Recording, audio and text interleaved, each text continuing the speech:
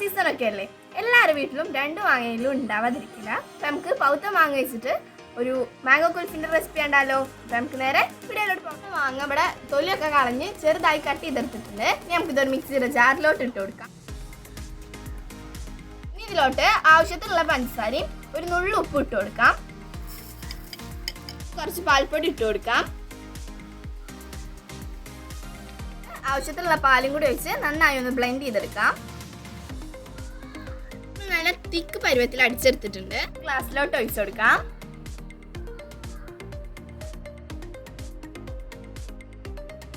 നമുക്കിതൊന്ന് ഫ്രീസ് ചെയ്തെടുക്കാം.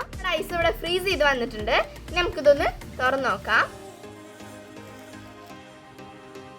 കുൽഫി ഇവിടെ സെറ്റായി വന്നിട്ടുണ്ട്. ഇനി നമുക്കിതൊന്ന് ടേസ്റ്റ് ചെയ്ത് നോക്കാം.